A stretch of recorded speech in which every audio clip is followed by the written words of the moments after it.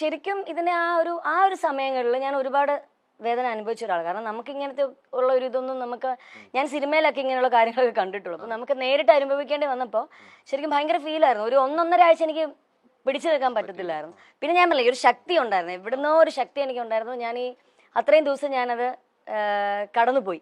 പക്ഷെ അതിനുശേഷം ഈ പറഞ്ഞ പോലെ വന്ന് പല സ്ഥലങ്ങളിലും എന്നെ ഒഴിവാക്കേണ്ട സാഹചര്യങ്ങൾ എനിക്ക് ഉണ്ടായിട്ടുണ്ട് ഇതിന്റെ പേരിൽ. ഇപ്പം ഓഫേഴ്സ് ആണെങ്കിലും സീരിയൽ ആണെങ്കിലും ഒക്കെ ഇങ്ങനെ ഇതിന്റെ പേരിൽ പല സ്ഥലത്തും എന്നെ ഒഴിവാക്കിയിട്ടുണ്ട്. ജയിലിൽ കിടന്ന ആളെയൊക്കെയാണ് സീരിയൽ അഭിനയിപ്പിക്കുന്നത്. ആ ഒരു ടോക്ക് വരെ ഇതൊക്കെ ഞാൻ ഓൾറെഡി കേൾക്കുന്ന കാര്യം, എനിക്ക് തെളിവുണ്ട്. കാരണം ഇത് മറ്റുള്ളവർ പറഞ്ഞല്ല, ഞാൻ കേട്ടോണ്ടിരിക്കുന്ന. അപ്പൊ അങ്ങനെ ഒത്തിരി സ്ഥലങ്ങളിൽ എന്നെ ഒഴിവാക്കിയിട്ടുണ്ട്. അപ്പൊ അതൊക്കെ ശരിക്കും ഭയങ്കര പെയിൻഫുൾ ആയിരുന്നു എന്നെ സംബന്ധിച്ച്. പിന്നെ ഞാനീ പറഞ്ഞില്ലേ, പിന്നെ എനിക്ക് സ്വയം ഒരു ഇതുണ്ടായിരുന്നു, ഞാനൊരു ഒരിക്കലും ഒരു കലാകാരിയെ ഒരിക്കലും നമുക്ക് തോപ്പിക്കാൻ പറ്റില്ല സത്യസന്ധമായിട്ടുള്ള ലെവലിൽ പോവുകയാണെങ്കിൽ. എന്നെ സംബന്ധിച്ച് എനിക്കറിയായിരുന്നു ഞാൻ തെറ്റ് ചെയ്തിട്ടില്ലാത്ത ഒരാളാണ്. പിന്നെ പേരുദോഷം വന്നു. അപ്പം അതിന്റെ പുറത്ത് ഞാൻ എന്തിനാ ഇങ്ങനെ ഭയങ്കര വിഷമിച്ച് അല്ലെങ്കിൽ അങ്ങനെ ഇരിക്കേണ്ട കാര്യമില്ലല്ലോ. നമ്മളെ ഒരു തൊഴിൽ കയ്യിലുണ്ട്, നല്ലൊരു തൊഴിൽ, നല്ലൊരു കുഞ്ഞുങ്ങളെ പഠിപ്പിക്കാനുള്ള ഒരു അധ്യാപികയാണ്, സ്വന്തമായി പെർഫോം ചെയ്ത് ഇതെല്ലാം ഉള്ളതുകൊണ്ട് നമ്മൾ ആരും പേടിക്കേണ്ട കാര്യമില്ല. നമ്മൾ തെറ്റ് ചെയ്തിട്ടില്ല. ആ ഒരു ധൈര്യത്തോടുകൂടി തന്നെയാണ് മുന്നോട്ട് പോയത്. നമ്മൾ പലപ്പോഴും അഭിനേത്രിയാകുമ്പോൾ വേഷങ്ങളിലൂടെ പല രീതിയിലേക്ക് നമ്മൾ കാണാത്ത കേട്ടുകേൾവി മാത്രമുള്ള രംഗങ്ങളിലൂടെ പോകേണ്ടി വരും, അല്ലെ? വേഷങ്ങളിലൂടെ പോകേണ്ടി വരും.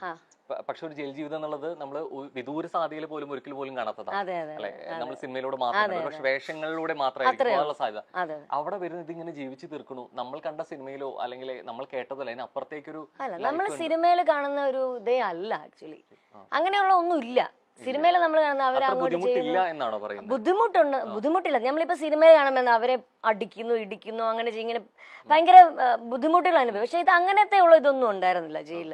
പിന്നെ എന്താണ്, നമുക്ക് പലതരത്തിലുള്ള സ്വഭാവമുള്ള പലതരത്തിലുള്ള ആൾക്കാരെ അവിടെ കാണാൻ പറ്റി. എന്നെ സംബന്ധിച്ച് കാണാൻ പറ്റി. പിന്നെ പലരുടെ വിഷമങ്ങൾ അതിനകത്ത് കിടന്ന് നമ്മള് നേരിട്ട് കണ്ടു. 49 ദിവസം ജയിലിലായിരുന്നു. ഒന്നുമില്ല, പരിഗണന ഒന്നും ഉണ്ടായിരുന്നില്ല. എല്ലാവരെയും പോലെ തന്നെ നമ്മൾ താഴെ പായലും അതുപോലൊക്കെ തന്നെ എല്ലാവർക്കും ഉള്ള അതേ പരിഗണന തന്നെ നമുക്കും ഉണ്ടായിരുന്നുള്ളൂ. പിന്നെ ഞാൻ പറയില്ല, കുറേ അവിടെയുള്ള എൻ്റെ കൂടെ തന്നെ. പിന്നെ എനിക്കൊരു ചെറിയത് ഉണ്ടായിരുന്നു വെച്ചാൽ എൻ്റെ കൂടെ ഒരാളെ ഉണ്ടായിരുന്നുള്ളൂ. ഒരുപാട് പേർക്കൊപ്പം അല്ലായിരുന്നു ഞാൻ ഉണ്ടായിരുന്നത്. അപ്പം എൻ്റെ കൂടെ ഒരു അമ്മ ഉണ്ടായിരുന്നു, ഒരു പ്രായമുള്ള ഒരു അമ്മയായിരുന്നു. അപ്പൊ ആ അമ്മയായിരുന്നു എൻ്റെ കൂടെ ഉണ്ടായിരുന്നു. പക്ഷെ അവരുടെ ജീവിത അനുഭവങ്ങളൊക്കെ കേൾക്കുമ്പോൾ ഒന്നും സംഭവിച്ചിട്ടില്ല. അതുപോലത്തെ ഒരു ഇതായിരുന്നു എൻ്റെ കൂടെ. അപ്പം കാരണം അവരുടെ വെറുതെ എന്തോ ഇതുപോലെ ഒരു അലിഗേഷന്റെ പുറത്ത് അവര് ജയിലിൽ വന്നതാ. എന്നിട്ട് അവർക്ക് ജാമ്യം കിട്ടിയിട്ട് ഒരു കുറഞ്ഞത് 3-4 വർഷമായിട്ട് അമ്മ ആ ജയിലിൽ കിടക്കുക.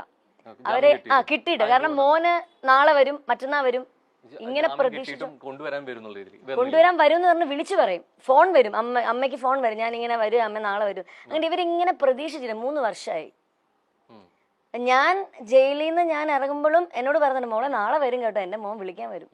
അതൊക്കെ ഭയങ്കര നമുക്ക് സഹിക്കാൻ പറ്റില്ല. കാരണം ഇങ്ങനെ പ്രതീക്ഷിച്ചിരിക്കുക. പക്ഷെ അവർക്ക് വേണ്ട, ആ അമ്മ അവർക്ക് വേണ്ട. ഇല്ലെങ്കിൽ പിന്നെ ഇത്രയും നാളായിട്ട് എന്തുകൊണ്ടാണ് അത് അമ്മ അറിയുന്നില്ല. അങ്ങനെ ഉള്ള കുറെ പേരുണ്ട് അവിടെ.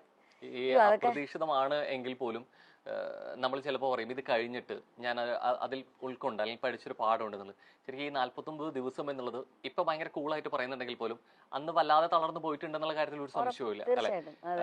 അതിൽ നിന്ന് ഉൾക്കൊണ്ടത് എന്തായിരുന്നു ശരിക്കും ഉൾക്കൊണ്ട പാഠം? അല്ലെങ്കിൽ അതിൽ ഉൾക്കൊണ്ട പാഠം ഇതായിരുന്നു, നമ്മള് ഈ പറഞ്ഞ പോലെ എന്നെ സംബന്ധിച്ച് ഓരോരുത്തർക്ക് ഓരോ രീതിയിലല്ല. എന്നെ സംബന്ധിച്ച് ഞാൻ പഠിച്ചൊരു പാഠം എന്ന് വെച്ചാൽ ഈ പറഞ്ഞ നമ്മൾ അധികം ആരെയും വിശ്വസിക്കരുത്. പിന്നെ രണ്ടാമത്, നമ്മള് തെറ്റ് ചെയ്തിട്ടില്ലെങ്കിൽ നമ്മൾ ഒന്നും പേടിക്കേണ്ടതല്ല, ദൈവം നമ്മുടെ കൂടെ ഉണ്ട്, നമ്മൾ മുന്നോട്ട് പോവാം. അതാണ് ഞാൻ പഠിച്ചൊരു പാഠം. ശരിക്കും ഈ കർമ്മ എന്നൊന്നുണ്ട് എന്ന് പറയും, അല്ലെ? ശരിക്കും നമുക്കൊപ്പം ചെയ്തവരില്ലെങ്കിൽ അങ്ങനെ ചെയ്തവർക്ക് തിരിച്ച് വരും എന്നുള്ളത്. ഈ ഒറ്റപ്പെടുത്തിയവരൊക്കെ പിന്നീട് വന്നു, ഇപ്പോഴും വരുന്നുണ്ട്, ഞാൻ സംസാരിക്കുന്നുണ്ട്. ഈ ജയിലിൽ പോകുന്ന സമയങ്ങളിൽ എന്റെ ഫാമിലിയിലുള്ളവർ തന്നെ, ഞാൻ പറഞ്ഞില്ല എനിക്ക് ഇത്ര കുറച്ച് പേരെ ഉണ്ടായിരുന്നുള്ളൂ, എനിക്ക് ആ ഒരു പ്രശ്നം. എന്റെ കുടുംബക്കാരും ഉണ്ടായിരുന്നില്ല ആ സമയത്ത്. പക്ഷെ ആ സമയത്ത് ഈ അറസ്റ്റ് ചെയ്യുന്ന ആർക്കും പ്രതീക്ഷയില്ലാത്തൊരു കാര്യമാണ് ഈ ഒരു കേസിൽ. കാരണം എന്റെ കൂടെ എന്റെ പിന്നെ വീടിന്റെ ഫ്രണ്ടിൽ തന്നെ മീഡിയാസ് മൊത്തം ഉണ്ടായിരുന്നു ഈ സമയത്ത്. ചെറിയ റൂമർ കേട്ടു, അതിന്റെ ഭാഗത്ത് ഇവരെല്ലാവരും ഇങ്ങനെ ഉണ്ട്. അപ്പൊ ഞാൻ അവർക്ക് ആഹാരം കൊടുക്കുന്നു, ഞാൻ അവർക്ക് ചായ കൊടുക്കുന്നു, നമ്മുടെ മീഡിയസിലുള്ള എല്ലാവർക്കും ഞാൻ ചെയ്യാറുണ്ട്. അത്ര ക്ലോസ് ആയിരുന്നു അവരൊക്കെ ആയിട്ട്. അപ്പോഴും ഈ അറസ്റ്റ് എന്നുള്ളത് പ്രതീക്ഷിക്കുന്നില്ല. അപ്പൊ എന്റെ കുടുംബത്തിലുള്ള 1-2 പേര് അവിടെ നമ്മുടെ വീട്ടിലോട്ട് വരുന്ന സമയം വന്ന് കേറാൻ പോകുന്ന സമയത്താണ് ശരിക്കും ഈ പോലീസ് ജീപ്പ് വരുന്നതും എല്ലാം പെട്ടെന്നായിരുന്നല്ലോ, വരുന്നു, വിളിക്കുന്നു, പോകുന്നു, ഇങ്ങനായിരുന്നു. അപ്പം ഇവര് വന്ന് കയറിയവര് ഇത് കണ്ട് പേടിച്ചിട്ട് അവിടെ ഉള്ള, അതും പറഞ്ഞത് മീഡിയാസിനോട് തന്നെ പറഞ്ഞു. അയ്യോ ഫാമിലി ആണെന്ന് അവരോട് പറഞ്ഞു ഞങ്ങളെയും കൂടെ. അപ്പോഴാണ് പറയുന്നത് ഇങ്ങനെ പോലീസൊക്കെ ഉണ്ടെന്ന് പറഞ്ഞപ്പോഴത്തേക്കും അയ്യോ എന്നാൽ ഞങ്ങളെയും കൂടെ അറസ്റ്റ് ചെയ്യുമെന്ന് പറഞ്ഞ് ഈ വന്ന കുടുംബക്കാർ തന്നെ തിരിച്ചങ്ങ് പോയി. അങ്ങനെ കുടുംബക്കാർ തന്നെ ഈ സമയത്ത് ആരും ഉണ്ടായിരുന്നില്ല. ഞാനും എൻ്റെ അമ്മയും, ഞാൻ ജയിലിൽ പോയ സമയത്ത് അമ്മയും അമ്മുമ്മയും അമ്മയുടെ ആങ്ങളെയും മാത്രമേ ഉണ്ടായിരുന്നുള്ളൂ. പിന്നെ ഈ പേരൻസും ഇടയ്ക്കിടയ്ക്ക് വരുമായിരുന്നു. 2 ദിവസം കൂടുമ്പോൾ അവരെ അമ്മയുടെ അടുത്ത് വരുമായിരുന്നു സംസാരിക്കാനും ഒക്കെ ആയിട്ട്. അല്ല ഒരൊറ്റ കുടുംബക്കാരുണ്ടായിരുന്നില്ല. പക്ഷെ ഇപ്പൊ ജയിലൊക്കെ നിന്ന് ഇറങ്ങി വന്ന് സ്കൂളുകളിലൊക്കെ ക്ലാസ് എടുക്കാൻ പോയി, പ്രോഗ്രാംസ് ഒക്കെ ചെയ്യാൻ തുടങ്ങി. കുറച്ചും കൂടെ പഴയതിലും എനിക്ക് തോന്നുന്നു കുറച്ചും കൂടെ ഒന്ന് ആക്റ്റീവായിട്ട് വന്നപ്പോൾ ഈ പേടിച്ച് വന്നവരൊക്കെ ഇപ്പൊ തിരിച്ചു വരുന്നുണ്ട്, സംസാരിക്കുന്നുണ്ട്. ഞാനും അതനുസരിച്ച് നമുക്കും പ്രശ്നമൊന്നുമില്ല, നമ്മൾ സംസാരിക്കുന്നു, അങ്ങനെ പോകുന്നു. ഇപ്പൊ മനസ്സിലായി ആരൊക്കെ ഉണ്ടായിരുന്നു ഈ സമയത്ത്, ആരൊക്കെ നമ്മുടെ കൂടെ ഉണ്ടായിരുന്നു എന്നുള്ളത് നമുക്ക് മനസ്സിലായി. ഒപ്പമുള്ളവർ ആരൊക്കെ ആയിരിക്കും ഉണ്ടാവുന്ന തിരിച്ചറിയണമെങ്കിൽ നമ്മളൊരു പ്രതിസന്ധിയിലെത്തിയെങ്കിൽ മാത്രമേ അറിയാൻ പറ്റൂ. അത് കൃത്യമായിട്ട് തിരിച്ചറിഞ്ഞു. ഭയങ്കരമായിട്ട് നമ്മൾ ചിലതൊക്കെ ഉണങ്ങിപ്പോയി കഴിഞ്ഞാലും ഈ മനസ്സിൽ കേട്ട ഈ കോറൽ ഇത് ഉണങ്ങാതെ അല്ലെ കെടുക്കുമെന്ന് പറയാറുണ്ട്. ഇല്ല, ഞാൻ ആ സമയത്ത് അങ്ങനെ അനുഭവിച്ചു. എന്റെ ഗ്രഹപ്പഴ സമയത്ത് ഞാൻ അനുഭവിച്ചു, അത് കഴിഞ്ഞു, അത്രേ ഉള്ളൂ. പിന്നെ ഞാൻ അത് ഇങ്ങനെ അങ്ങനെ ആയി, ഇനി അവർക്ക് അങ്ങനെയൊന്നുമില്ല, ഞാനത് മനസ്സിൽ നിന്ന് വിട്ടു. ഈ ടെക്നോളജി എത്ര വളരുന്നു അത്രയും നല്ലതാണെന്ന് പറയും. ഈ നാണയത്തിന്റെ ഇരുവശം പോലെ ഇത്രത്തോളം ഡെവലപ്പ് ചെയ്യുന്നതിനപ്പുറത്ത് ചില മറുവശങ്ങൾ കൂടിയുണ്ട്. അത് അറിഞ്ഞിട്ടുള്ള വ്യക്തി കൂടിയാണ് അല്ലെ. പല രീതിയിലേക്ക് എന്നുള്ള രീതിയിലേക്കാണെങ്കിൽ പോലും, ഇപ്പൊ വീഡിയോ ആണെങ്കിലും സെർച്ച് ചെയ്യണമെങ്കിൽ പോലും, മോർഫിക്കിന്റെ ആണെങ്കിൽ പോലും ബാക്ക് ടു ബാക്ക് എങ്ങനെയാണ് ഇത്രത്തോളം പ്രശ്നങ്ങൾ തരണേ ദൈവമേ എന്ന് എവിടെയൊക്കെ നമ്മൾ മനസ്സുകൊണ്ട് ഉള്ളവർക്ക് ചോദിക്കും. ശരിക്കും പറഞ്ഞാൽ ഞാൻ ഇതുപോലെ എന്റെ ഒരു ജീവിതം തന്നെ വേണമെങ്കിൽ ഒരു ബുക്കാക്കാം. കാരണം അതുപോലുള്ള കാര്യങ്ങളുണ്ട് തുടക്കം തൊട്ടുള്ള കാര്യം. അപ്പം അന്ന് ഇതുപോലെ മോർഫിങ്ങിന്റെ കേസ് ഇതുപോലെ വന്നു. ഞാൻ തന്നെ കണ്ടിട്ട് ഞെട്ടിപ്പോയി. ഞാൻ തന്നെയാണോ എന്ന് ചിന്തിക്കരുത്, കാരണം നമുക്കറിയാമല്ലോ. അപ്പം അതിങ്ങനെ വന്നു. ഈ പറഞ്ഞ പോലെ എന്നെ പക്ഷെ ആരും വിളിച്ച് ചോദിക്കാല്ല, ഇങ്ങനെ അങ്ങനെയൊന്നും ആരും എന്നെ ചോദിക്കുകയോ ഒന്നും ചെയ്തിട്ടില്ല. ഞാനിങ്ങനെ ഒരാൾ പറഞ്ഞറിഞ്ഞു, ഞാനത് കണ്ടു, ഓക്കെ, എന്റെ അല്ല, വിട്ടു. ഈ പല ആക്ടേഴ്സിന്റെ ആണെങ്കിൽ പോലും ഇതുപോലെ വരുന്നുണ്ട്. ശരിക്കും ഇത് ഇത്രത്തോളം സാധ്യതകളെ കുറിച്ച് അറിയുകയും ചെയ്യാം. എന്തുകൊണ്ട് പിന്നെ ഇത്രത്തോളം ഒരു കോൺട്രവേഴ്സി അല്ലെങ്കിൽ ഇത്രത്തോളം എനിക്ക് തോന്നുന്നു അന്നത്തെ ഇത് 2009 എന്തോ ആ സമയം, അത് തന്നെ, ആ സമയത്തൊക്കെ എനിക്ക് തോന്നുന്നു കുറച്ചുകൂടെ ആൾക്കാർ ഇത്രയും വലിയൊരു എന്താണ് രീതികൾ, അന്നത്തെ രീതിയിൽ കുറച്ചും കൂടെ ഡെവലപ്മെന്റ് കുറവല്ലായിരുന്നു.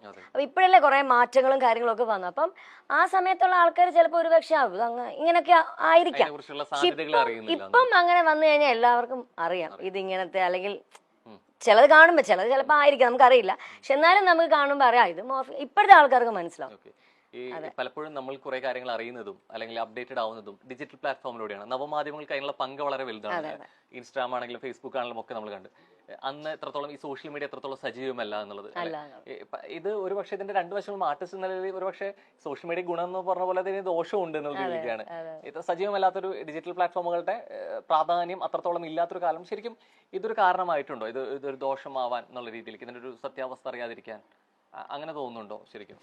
ശരിക്കും ഇപ്പം ഇൻസ്റ്റാഗ്രാം, ഫേസ്ബുക്ക് ഇതെല്ലാം ഉണ്ടല്ലോ ഇപ്പം എനിക്ക് തോന്നുന്നു കുറച്ചും കൂടെ ആൾക്കാർക്ക് മറ്റേ പണ്ടത്തെ എൻ്റെ ഒരു കാഴ്ചപ്പാട്ടില് അന്നത്തെ ആൾക്കാർക്ക് അത്രയും കാര്യങ്ങൾ അത്ര വ്യക്തമാകുന്ന ഒരു സാഹചര്യം ഉണ്ടായിട്ടില്ല എന്നുള്ളതാണ് എനിക്ക് തോന്നിയിട്ടുള്ളത്.